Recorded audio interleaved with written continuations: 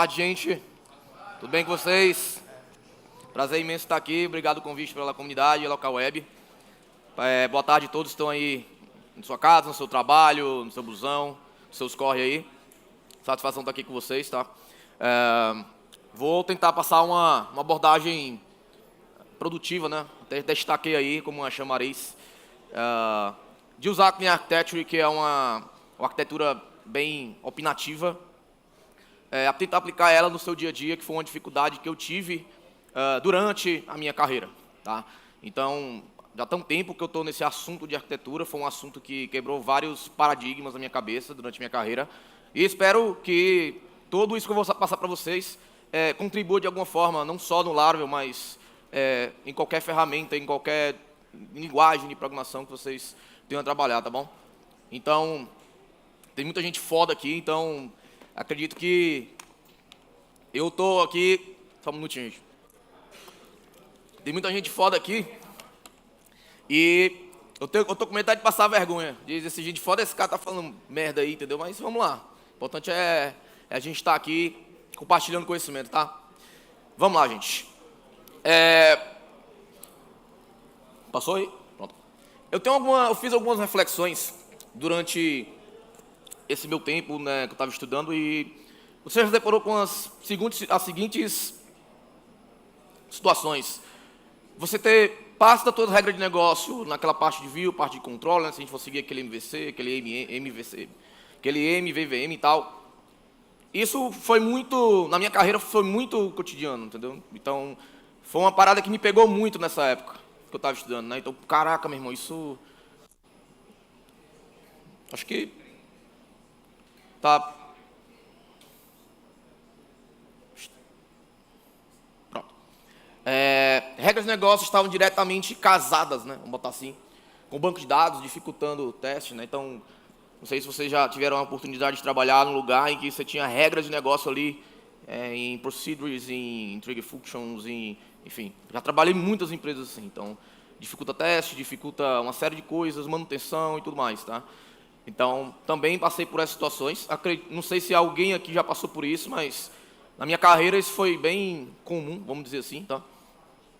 E é arriscado ou seguro substituir uma biblioteca de sua aplicação sem ter que mexer em milhares de linhas de código. Até coloquei aqui o Moment.js, acho que eu estou cometendo até um pecado fazer isso, mas o Moment.js é uma biblioteca do JavaScript que lida com manipulação de datas, que, bicho, todo mundo falava que, vou mexer com data, vou usar o Moment.js, porque ele é muito fácil, tudo mais, e acabou que ele virou uma biblioteca muito difundida e chegou num ponto que ele foi descontinuado. Então, porra, essa galera que usou, que está com software usando Moment, será que essa galera se preocupou e um dia ela ia acabar e a gente teria que continuar a vida na aplicação com a nova, ou seja, fazer troca ali de componente de forma fácil? Então, isso também abriu muito a minha mente, porque a gente lida muito com isso. Estou falando do Moment.js aqui, mas a gente lida com sistemas de envio de e-mail, a gente lida com bibliotecas de envio de e-mail, bibliotecas de geração de um PDF, bibliotecas inúmeras que a gente acopla ali no núcleo da nossa aplicação e faz com que a gente tenha um enorme acoplamento com coisas de terceiros, né? Vamos dizer assim, tá? E para onde isso nos leva, né? Dificuldade de evolução do produto, tá? Se você acho que onde vocês passaram por isso, eu acredito que com o que eu vou passar para vocês aqui, o momento é de mudar essa chave. Eu vou tentar da melhor forma possível passar isso, na minha maneira de ver o mundo, na minha maneira de ver o software, arquitetura, para tentar melhorar um pouquinho isso aí, tá? O nosso conhecido aí, tão amado por um e odiado por muitos, o Robert T. Martin, o tio Bob, fala que a arquitetura de software tem uma definição, uma das que ele fala, que é minimizar os recursos humanos necessários para construir e manter determinado sistema. Tá? O nosso amigo Martin Fowler, também, bastante conhecido, diz que são decisões que, ao mesmo tempo, são importantes e essa aqui, para mim, é uma definição muito clara do que é arquitetura de software, o que é arquitetar software. São decisões que são importantes e difíceis ao mesmo tempo. O que ele quer dizer com isso, tá?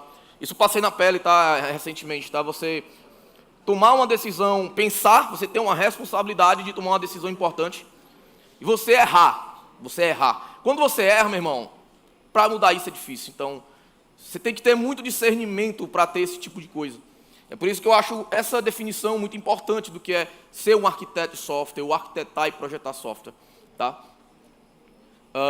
A Clean Architecture, no caso, que é o que eu vou citar aqui, mas a Clean Architecture não é nem uma coisa nova, tá? Não é uma, nossa, o tio Bob fez uma revolução, não. Ele pegou vários ali, outras literaturas, de outros tipos de arquitetura e fez uma outra. Então, não é nada, meu Deus, a nova revolução, não. Tá?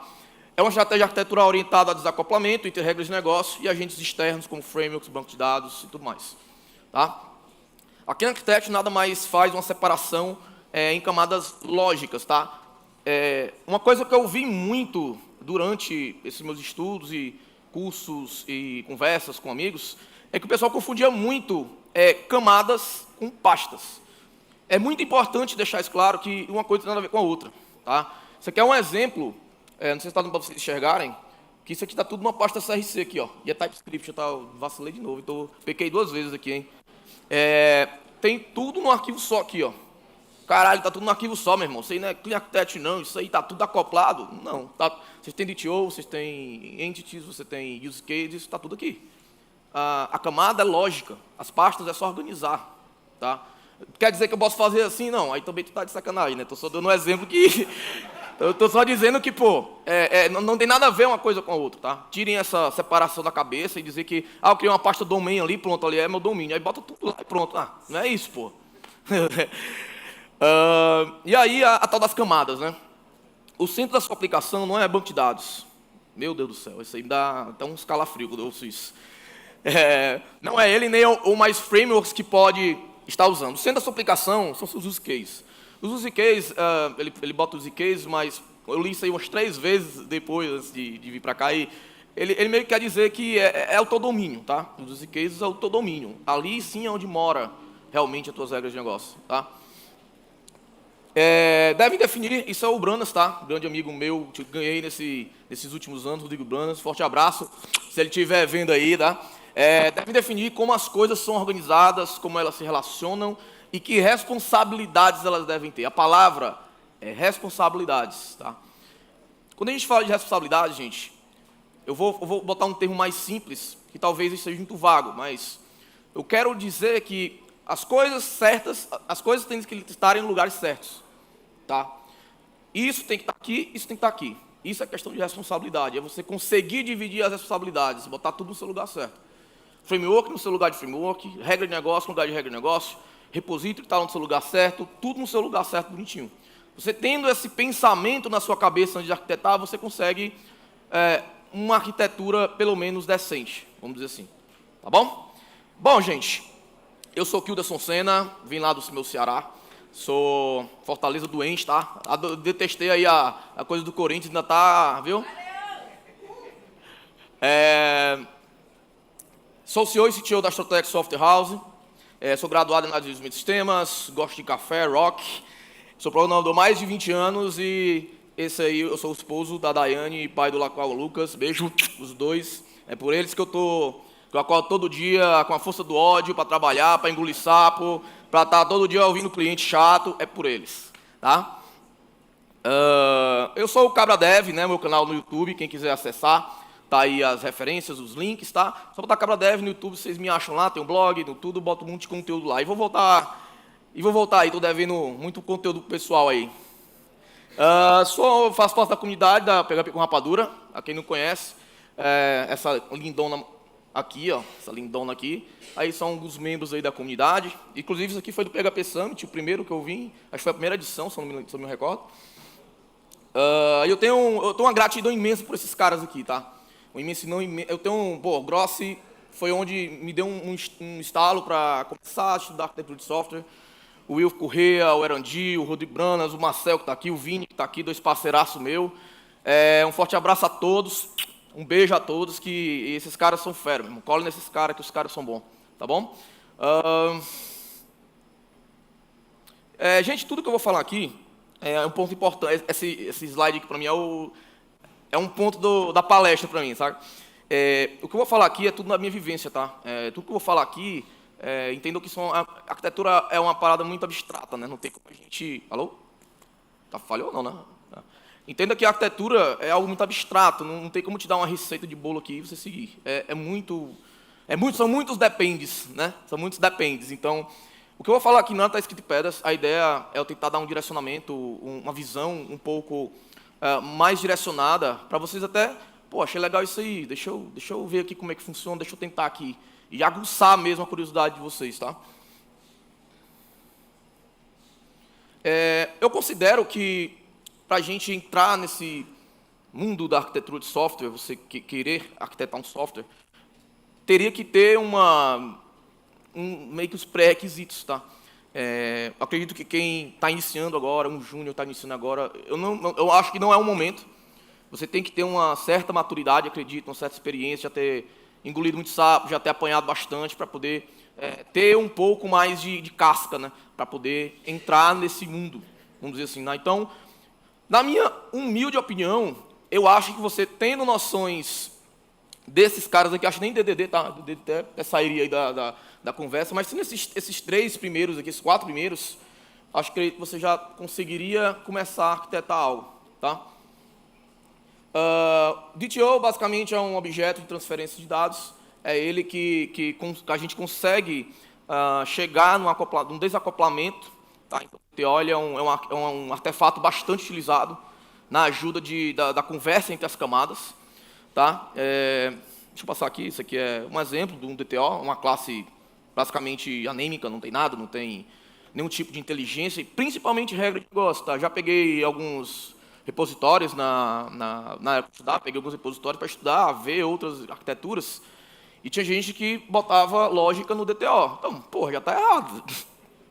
O cara pegava o DTOzão, mandava uma lógica de negócio e mandava para outra camada. Pô, aí tu me quebra, pô. Aí segue a vida, né? Padrão Adapter, um design pattern bem conhecido também, bem usado. Basicamente para você...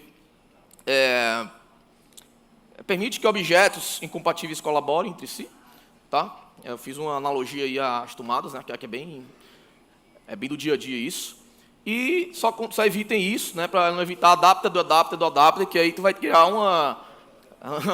uma complexidade aí bem complicada, tá? Então aqui mais um exemplo, seria um exemplo de um third party package aí, qualquer coisa.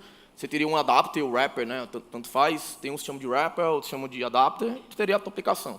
Seria mais ou menos isso, tá? SRP é o S lá do Solid, né? O Single Responsibility Principle.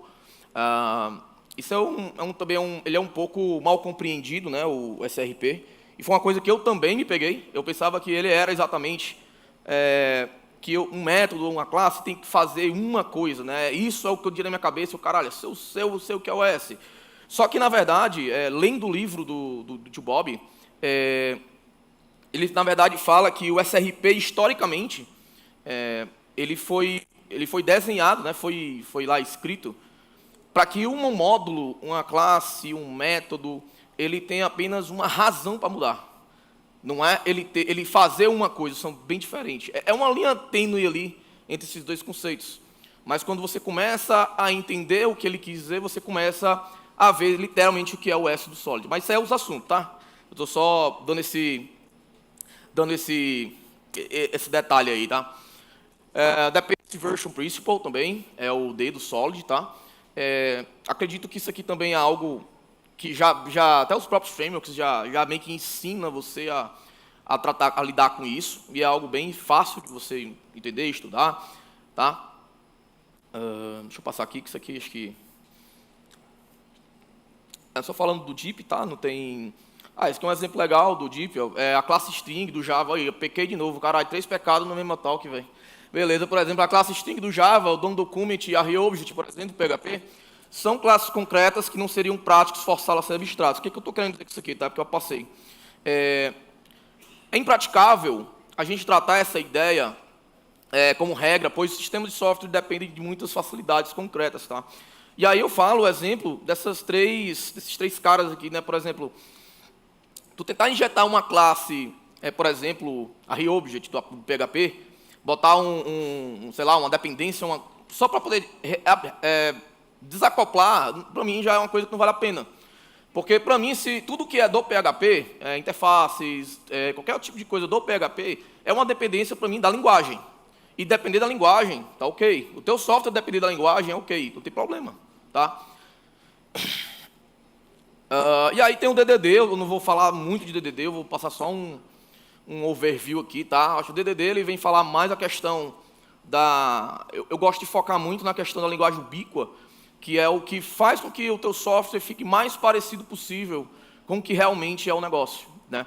Então, acho que você já deve ter visto aí essa imagem aí várias vezes, tá? Que o cliente pede de um jeito e, no final, nem ele sabia o que ele queria, tá? Então, é uma abordagem focada na comunicação com especialistas do negócio, os Domain Experts. Então, deixa eu passar aqui. E a gente já entra um pouquinho na parte técnica, tá? As entidades é uma parada que eu vim observando, né, nas outras talks, eu vi talks do Doctrine, eu vi do Symfony e tal, e vi muita gente fazendo umas perguntas relacionadas a entidades, né? Então, inclusive, como é que eu uso o Clean Architecture, por exemplo, com entidades do Symfony, do Doctrine, eu tenho que usar as annotations, e aí vai ficar acoplado e tal, calma, tá? Eu vou chegar já nesse ponto e vou mostrar exemplos, tá? São artefatos que possuem identidade e estado, podendo ser construídos por outras entidades, value objects, também vou falar aqui um pouquinho. E o estado desses artefatos podem e vão mudar de acordo com o ciclo de vida, tá, da aplicação. Então, na medida que eles forem ser instanciados, eles vão mudando de estado, e isso é uma coisa ok, tá? É o que acontece de fato, tá bom? Só que tem um pouquinho de polêmica, que é onde entra agora essa parte das entidades, tá? As entidades, no decorrer aí do tempo, elas foram meio que patenteadas, né, pelos ORMs, e acaba que, nesse mundo de arquitetura de software, do DDD, entidade não é isso que eles pregam, né? Entidades são realmente artefatos do negócio. E vocês têm que separar muito bem isso durante o processo, tá? Porque, eu acho que é no próximo slide, eu coloco um exemplo aqui, ó. Eu tenho, por exemplo, aqui uma pastinha domínio, tá? Que eu tenho uma pastinha entidades e uma pastinha repository, tá? E aqui embaixo eu tenho uma pastinha infra, que tem aqui os módulos do Eloquent, e um repository, tá? Vocês percebem que eu tenho, sei lá, 1, 2, 3, eu tenho 4 módulos aqui do Eloquent, e aqui eu só tenho uma classe de entidade, e aqui eu só tenho uma classe de repository, uma interface. Pô, Kidus, mas peraí, tu está me dizendo que esse cara aqui representa tudo isso aqui, ou usa tudo isso aqui? Não, primeiro que esse cara nem conhece esse. No começo da história, eu vou explicar mais na frente.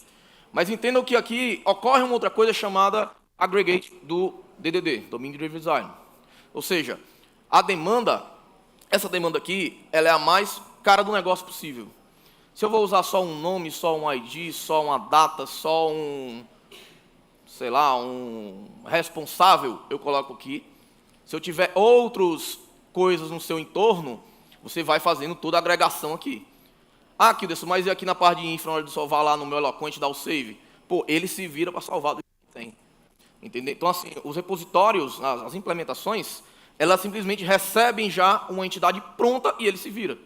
E é assim que a banda tem que tocar. Que é aí que você começa a desacoplar o que é negócio e o que é infra. E o que é, no caso aqui, mecanismo de persistência. Tá bom? Aqui um outro exemplo com Doctrine, ó. Ali eu fiz com o Eloquent, que é um exemplo com Doctrine, acredito, eu não sei quem foi que falou, estava conversando na hora, que, pô, como é que eu vou usar? Eles queriam, assim, a ideia, por isso que eu falo que as ORMs patentearam isso, né? Porque, porra, eu vou usar a entity do lado do meu domínio, como é que eu vou mapear esses caras aqui? Eu tenho que botar as classes lá, as annotations do Doctrine, porra, mas aí eu vou estar acoplando, porque a minha entidade não pode estar acoplado com nada do mundo externo e tal, e teve essa confusão, mas é o mesmo caso que a gente viu agora do Eloquent, é aqui, ó. Eu tenho as entidades aqui do meu domínio, tá? Inclusive, é até uma boa prática, que eu até pratiquei na época que eu estava estudando, você começar de dentro para fora. O que é de dentro para fora? Começar da entidade do teu domínio e vai saindo. Que aí você vai conseguir entender que, caraca, realmente tem uma coisa que não tem a ver com a outra. Sacou? Pronto, seguindo os pré-requisitos, tem os value objects, que são objetos autovalidáveis e imutáveis, pois sua identidade está nos seus valores. Um exemplo, um CPF, um número de cartão, um número de telefone. Se você mudar um desses valores, ele já é uma outra coisa. O endereço também, se você mudar uma coisa, ele é outra coisa. Tá? Então, esses são os value objects. E repositories, que eu acabei de falar ali, é o tal do repository pattern, também não tem muito segredo. Tá? É apenas uma abstração para persistência, consulta. Eu estou correndo aqui porque eu quero chegar lá na frente. Eu tô aqui controlando o tempo para chegar lá na frente, que é onde eu quero mostrar um negócio mais prático, tá? Tem uma anti-corruption layer, também no David Design, que a gente usa bastante, tá? Eu fiz aqui até um exemplo aqui de uma inversão de dependência com essa anti-corruption layer, que seria esse vermelhinho aqui, ó. E depois de tudo isso, de toda essa massiva carga de informação que eu passei, a gente pode respirar um pouquinho e vamos tentar juntar tudo isso aí em algo mais concreto. Tá? Então, a gente tem que falar sobre definição, gente. Não dá para falar sobre arquitetura de software sem passar um pouquinho ali do conceito. Tá? E eu sou muito assim, prático, eu sempre fui muito prático em tudo que eu fiz, né, em estudar, então tem que ter essa parte. Vocês têm que ter essa parte para vocês entenderem o que vocês estão fazendo. Tá? E aqui essa imagem é bem característica, né? Acredito que quem já estudou alguma vez arquitetura de software deve já ter visto essa imagem. Essa imagem no início foi muito confusa para mim, e de fato é confusa. Tá? E eu tomei a liberdade de fiz uma releitura dele, colocando em português para facilitar o aprendizado, e também coloquei uma descrição breve de cada camada e cada círculo, cada coisa que ele está fazendo aqui. Isso tudo é baseado no livro, tá, gente? Nada foi eu que escrevi, não é da minha cabeça, não, tá? Lá no blog tem um post que é só a imagem, vocês conseguem baixar, tá? Isso é livre, eu deixei para a comunidade mesmo usar como fonte de estudo, tá? Mas, basicamente, eu não vou me aprofundar tanto aqui na Clean Architecture, né, nessa parte, que realmente é bem massivo, mas eu quero que vocês sempre pensem, vejam essa setinha aqui, ó. Isso aqui que é o grande X da questão da Clean Architecture. Tá? Inclusive do Port Adapters lá e dos outros, né, do Hexagonal, tudo. A ideia é que todo mundo, quem está aqui mais fora, pode ver quem está aqui dentro, mas o contrário, não. Ou seja, tudo que é mecanismo de infra, framework, web, I/O, pode acessar essa, que pode ver essa, e essa pode ver essa, mas o contrário, não. A entidade não conhece isso aqui, os IKs não conhecem isso aqui, e, sei lá, controllers não conhecem isso aqui. Se vocês começarem a pensar dessa forma, já é mais de meio caminho andado, para vocês entenderem o fluxo na hora de arquitetar, entendeu? Aí as entities, no caso, é a parte do... Assim, eu acredito muito que esses dois, a entity e o use case, isso é uma visão minha, tá? Não é da literatura, eu enxergo os dois como domínio, os dois juntos. Mas eu percebo que na literatura eles tentam separar isso, tá? Mas, na minha visão, eles chegam a ser uma unidade mesmo. O domínio, os IKs e entities, para mim, é uma unidade. Eu não consigo enxergar, por exemplo, os IKs vivendo sem entity. Eu não consigo. Por isso que, na minha cabeça, isso é domínio. Tá? Inclusive, quando a gente vai fazer testes, eu fiquei pensando, como é que eu vou fazer um teste de unidade e os IKs, com os IKs e tem que desacoplar a entidade? Então, tem coisa aqui. Né? Inclusive, foi até umas discussões que eu tive com o Vini nessa época. Eu usei demais o Vini nessa época aí. Aí ele, cara, mas não faz sentido esses caras assim separados. Depois que a gente teve uma discussão, eu falei, pronto, para mim hoje isso é domínio. Então, eu considero o use case e entity domínio, então eu boto tudo junto. Esse use case também, no domínio de design, é a mesma application service, tá? É a mesma coisa. Tu faria mesmo saco, tá bom? Use case. Não deve saber quem o está utilizando, quem está consumindo, não sabe que formatos de dados serão retornados, né? Eles só simplesmente retornam do DTO, exatamente promovendo o desacoplamento dessas camadas. Tá? E lançam as sessões de negócio. As interface adapters é uma camadinha fina ali, é uma camadinha fina que faz exatamente é o que vai fornecer a parte do domínio do negócio se comunicar com meios externos. Tá? Então, é uma camadinha fina ali só para você fazer essa troca de DTO, essa troca de informação. Tá bom?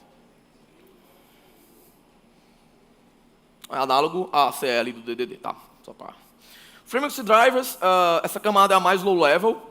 Basicamente, você não mexe nessa camada. Vão ser a pastinha vendor lá de vocês, o projeto, vai ser um banco de dados, HTTP, vai ser CLI, tudo isso faz parte desse frameworks e drivers. Tá? Então, essa é a camada, basicamente, que você não mexe. É uma camada que está ali para você só usar o que está ali nela. Tá? E aí, quer dizer, então, que a gente consegue fazer tudo isso aí e jogar no nosso amiguinho lá agora. Conseguimos, sim. Inclusive, em qualquer outro framework. Tá? Inclusive, até sem framework. Tá? Então, vamos ver por onde a gente pode iniciar esse processo, tá? Esse aqui é o boilerplate do Laravel, você vê lá no GitHub deles. Acho que todo mundo está familiarizado com isso, acho que pelo menos um de vocês, vocês em alguma vida já mexeram com isso aqui, acredito, por conta do mercado, de tudo que o Laravel representa, né? E aqui eu estou pegando um exemplo, esse aqui é exemplo de projetos mesmo, tá? Meu, tá? Esse projeto aqui, essa foi a minha primeira experiência na mão na massa botando arquitetura de software. Eu queria fazer tal e qual livro, caraca, não vou fazer igualzinho para ver como é a parada, né? Beleza. Fiz uma merda, né? Lógico. Então, eu tenho uma pastinha, eu chamei de entries ali, que seria tipo cadastros. Pô, é uma bosta isso aí, entendeu? Eu botei uma pastinha financeiro, que é a que eu destaquei aqui, que eu botei uma pasta financeiro, que seria uma espécie de um bounded context, ou coisa do tipo. Depois eu segreguei mais para customer e acabou que eu botei um statement, que seria tipo extrato, e dentro eu coloquei, tá vendo que ficou um emaranhado de coisa? E aí eu já fiquei, eita, acho que não é isso aqui não, hein? E eu olhando isso aqui, né, fazendo material, caralho, como é que eu fazia isso, mano? Mas experiência é isso, acerto e erro, é isso mesmo, entendeu? Então aqui eu fiz essa merda aí, que vocês estão vendo, mas seguindo a risca, a separação lógica física das camadas, né? Eu não vou nem falar não, já está dando uma gastura já. Aqui eu já estou pegando um domínio de marketing multinível, tá? É tipo esse pessoal que vende shake, essas coisas, né? E a gente tem, aqui já está um pouco mais organizado, eu tenho todos os bounded contexts, né? Aqui seguindo o bounded context lá do DDD, tá? Eu separei, isso aqui é um processo antes de pegar a mão na massa, que aí já entra um outro conceito, que aí é onde eu acho que o DDD reina, que é toda a parte de concepção, context mapping, toda aquela parte mais de concepção, tá? Eu acho que inclusive coloquei aqui, tá? Já achei o próximo slide. Mas nesse ponto aqui é a parte do mapeamento de contexto, acabei de falar. O Event Storm, não sei, alguém já vai falar Event Storm aqui? Não? Levanta a mão que eu vou falar Event Storm. Poucas. É porque assim, o Event Storm envolve muitas pessoas, negócio, técnico, coordenadores, então é muito difícil mesmo a gente ter uma empresa com uma cultura que usa o Event Storm. Mas, pô, essa cerimônia aqui é muito bom para início do projeto, é muito bom mesmo. Tá, que eu já fiz, já dei consultoria usando o Event Storm, porra, é muito legal. Dividi o projeto em contextos ou módulos, mesmo contextos delimitados do DDD, contextos não se conversam diretamente, né? E um shared kernel, bem entre aspas aí, aspas reluzentes, com bastante purpurina e piscando, para servir os contextos, tá? Então, o que é que eu quero dizer com isso, tá? Cada camada dessa, né? Aqui é pasta, eu estou chamando camada só para ficar mais fácil, tá? Mas cada pastinha dessa não pode se conhecer.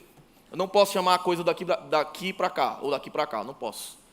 Aí você pensa, porra, mas aí se o cara do affiliate ali precisar do notification, como é que a gente faz isso? Vai ver já, tá? O Event Storm é isso aqui, ó. Não tem como a gente ver, só assim não tem como a gente ver, mas basicamente eles chamam de fazer um caos de eventos, e a partir dos eventos fazer uma organização, e daí você começa a fazer os bounded contexts. No caso aqui, quem não está dando para enxergar, aqui você tem o congressista, a organização, o eventos são os atores, né? E aqui você tem as ações no passado, né? Eventos mesmo, evento, como vocês já conhecem, e a partir dos eventos você vai começando a modelar e mapear os seus contextos. Cara, é muito legal isso aqui, é muito legal. E aí eu tenho um bounded context do shipping, né? Inclusive é desse aqui, tá? Ó, dessa pastinha aqui, ó. Eu peguei essa pastinha aqui, ó, e dei um zoom nela, e veio isso aqui. Pronto, veio isso aqui. O que eu tenho dessa pasta shipping? Eu tenho uma pastinha domínio, tenho uma pastinha infra, e é o que eu tenho, é o meu root. Tudo que está aqui em domínio é negócio, e é tudo puro. Aqui não tem framework, aqui não tem ORM, aqui não tem biblioteca de terceiro, aqui não tem nada disso. Inclusive, se eu quiser pegar essa pasta domínio e jogar em outro lugar, eu consigo. Porque eu só tenho interface, só tenho abstrações, só tenho o puro negócio em si, tá? E aqui não, aqui é a infra. A infra é onde eu posso reinar aqui o caos de biblioteca, de framework, de ORM, tá? Então, basicamente, esse cara implementa abstrações desse cara, e aí a gente começa a separar as coisas. Tudo que é negócio está aqui, tudo que é infraestrutura vem para cá. Aí a gente já começa a ter uma brincadeira legal. Tá? E até aqui fiz uma alusão ao gráfico, né, lá do tio Bob. Esse carinha aqui, esse primeiro vermelhinho, seria aquela camadinha em X mais use cases, que eu falei que eu chamo tudo de domínio. De fato, eu faço isso aqui. Ó. E aqui embaixo seria ali o interface adapters mais framework central. Na verdade, a interface adapters ele está bem no meiozinho aqui, sei lá, entre os dois. Né? Eu coloquei aqui mais junto mesmo para ficar melhor de ver.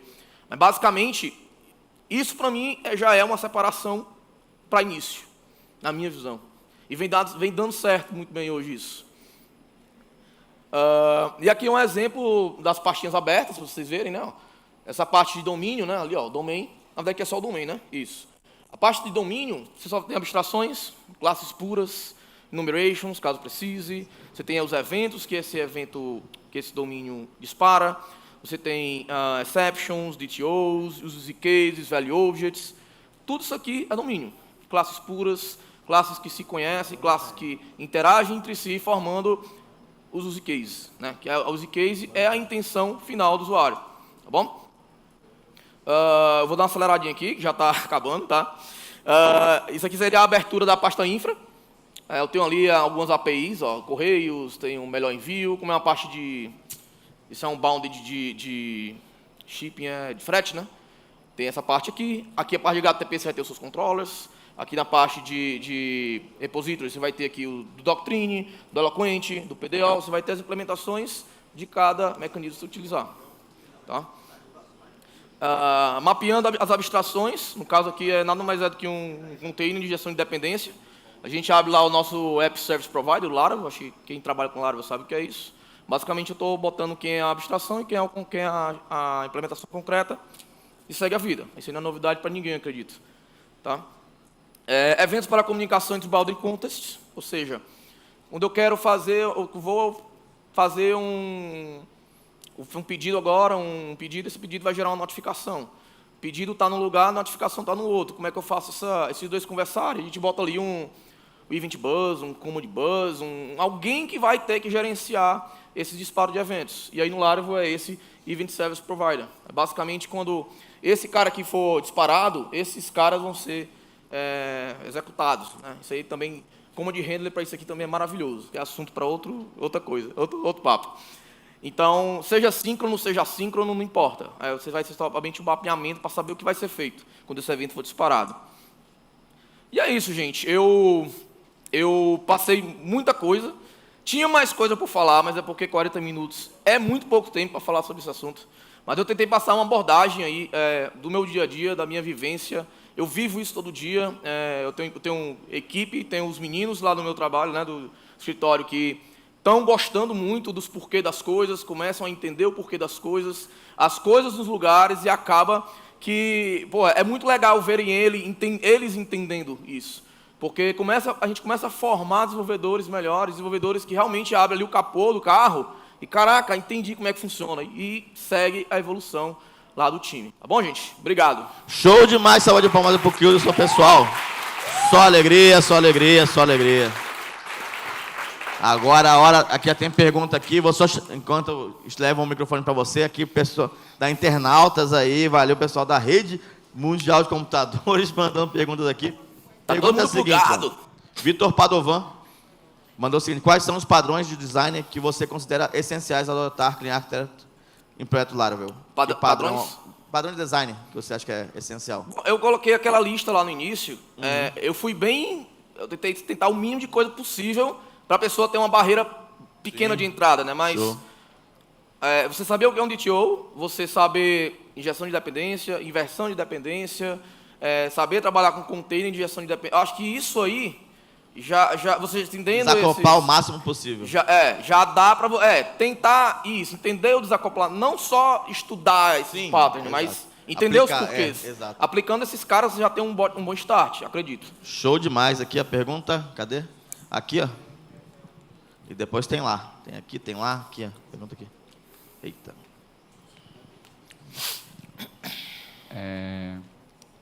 Obrigado, primeiramente, pela palestra. Opa.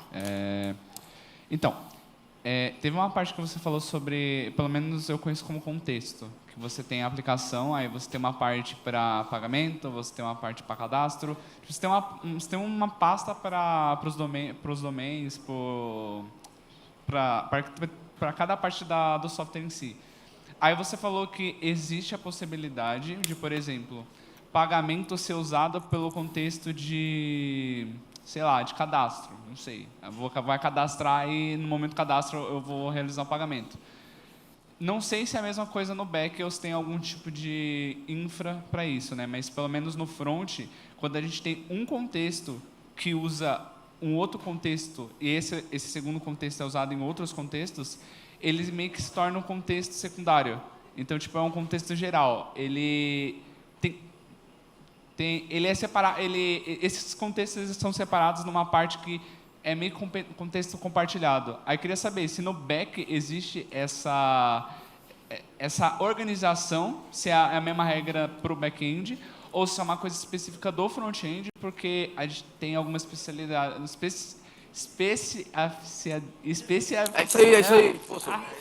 Especificidade, isso. É isso. Eu entendi a questão dele, tá? Eu entendi. Existe uma coisa que eu até mostrei pouco. Tem uma coisa que eu não mostrei pouco, realmente questão de tempo. Eu tenho um negócio chamado de shared kernel, que é núcleo compartilhado. Eu já vi muito mau uso do shared kernel em alguns lugares, e o pessoal confunde, tá? Vamos falar primeiro sobre a comunicação dos contextos. Pelo menos, quando eu atuo, a gente tem que separar bem esses contextos. O pessoal fala até que, quando você for começar um software, que teve aquela hype do microserviço, tal. Cara, começa um software monolito separando pelos contextos. Porque se um dia tu querer migrar para uma arquitetura baseada em microserviço, tu vai basicamente pegar esse contextinho, jogar num lugar e fazer as implementações. Então, assim, por que é importante você não fazer esses dois caras se conhecerem, né? O financial lá e o cadastro, como tu falou. É exatamente para promover isso, entendeu? Então, tem o shared kernel que, na minha visão, é para outra coisa. O shared kernel ele vem do DDD, mas também vem de outras arquiteturas com outros nomes. Mas o shared kernel ele serve para ter esse tal do contexto geral, compartilhado, mas não no nível de infra, mas sim a nível de negócio. Entendeu? Tanto que antes de ter as pastas do projeto, a gente consegue desenhar o shared kernel. Entendeu? Porque exatamente não tem nada a ver com nada técnico.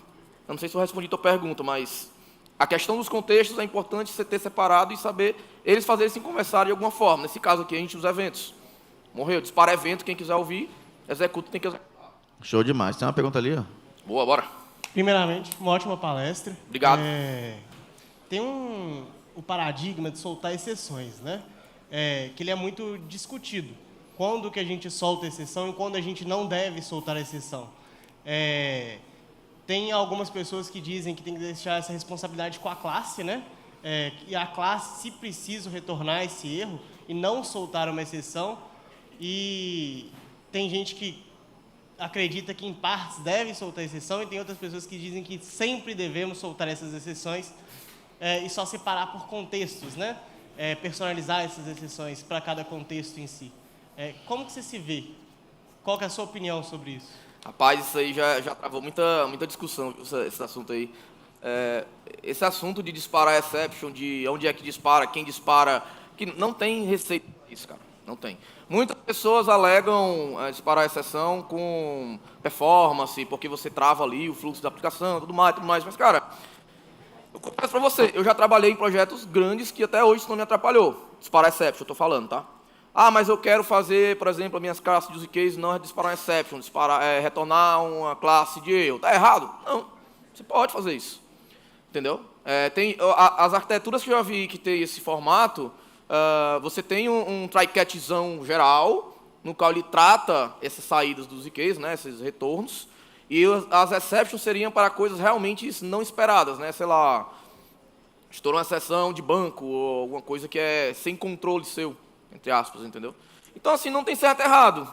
Eu trabalho hoje disparando exceções de negócio, porque nos testes eu acho mais legal fazer assim, eu acho mais fluido.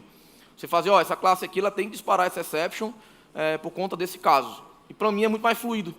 Mas quer dizer que o outro modelo está errado? Não, de forma alguma. Tá? Então, é mais a questão de você testar e ver o que é que tu acha. Não tem muito certo e errado, na minha visão, isso, tá?